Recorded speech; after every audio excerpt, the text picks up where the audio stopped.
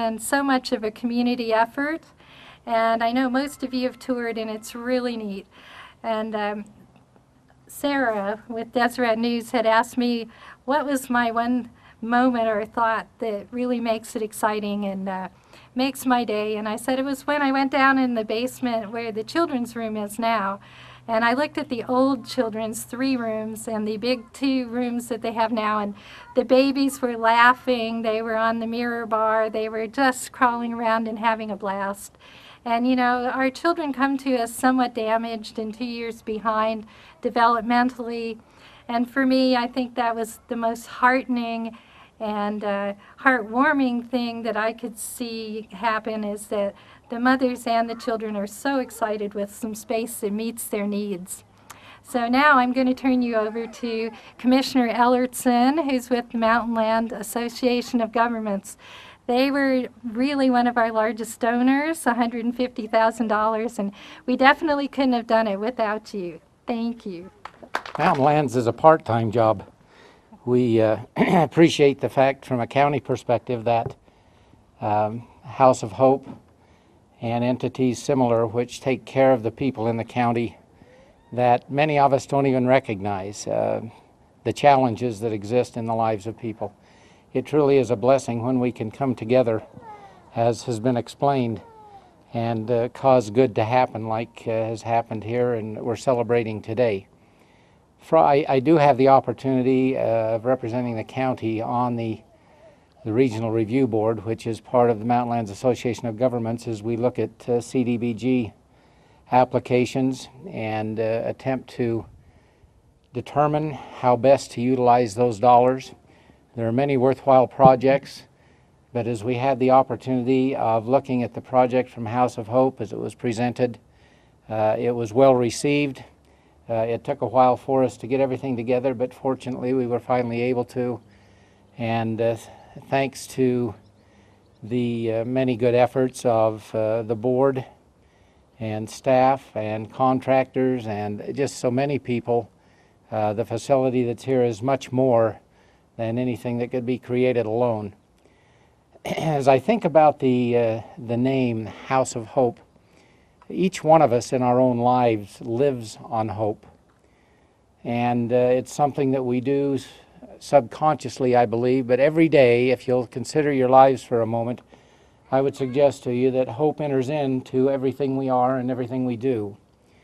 And for the people who are now able to take advantage of this new facility, it truly does give them some additional hope in their lives, and that's a very important element.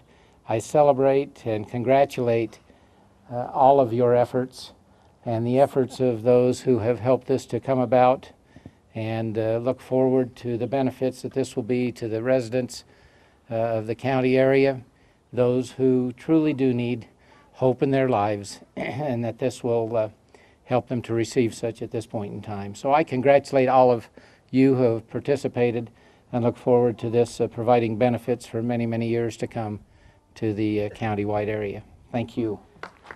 As you go into the front entrance here, there's a photograph up on the right of when this building was originally, the ribbon cutting was done in 2003 to convert it from the old Addictions Recovery Center to the House of Hope at that time.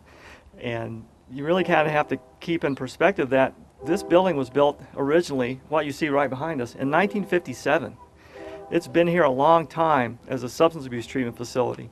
And since then, there's been a lot of population growth in the county and increased need for substance abuse services. And in 2002 and 2003, Valerie and I got our heads together, and we worked together to write a federal targeted capacity expansion grant, which really provided the seed money to convert the ARC facility to the House of Hope. So as you go by, as you enter the building again today, have a look at that picture, and you'll have a little bit of deja vu because it looks exactly like what you're seeing here today with the ribbon cutting, and we did that 6 years ago. And as you go on through the building into the new section, it is an entirely different world. In 2003, we were kind of making the best of a bad situation to meet a really acute emerging need for treatment for women with dependent children. And we're very fortunate to have this asset here. The research shows that women with a substance abuse problem, if they have children, it's nearly impossible to get them to initially engage in treatment, much less stay in complete treatment, if they have to worry about what's going to happen to their kids while they're taking care of themselves. So to be able to have a facility like this where mothers in need of substance abuse treatment can bring their children with them is a tremendous benefit to the community and to these families. So I think I'm having a little Gary Anderson moment here. Commissioner Anderson is in California. He told me that I was supposed to represent him today, so that's why a tear is coming to my eye, because that's exactly how he would react to seeing what's been created here for this population. So thank you and congratulations, and we'll try to keep it full. Yes. And hopefully at some point in the future there won't be any need for what we do, but who knows. That's right. Thanks. I've been with the board about 25 years, and the evolution over that time has been incredible. We started addressing issues mostly with men, and to evolve to care for women and their children. A setting like this will foster change and hope, and it's a wonderful setting. It's much nicer than my house is right now.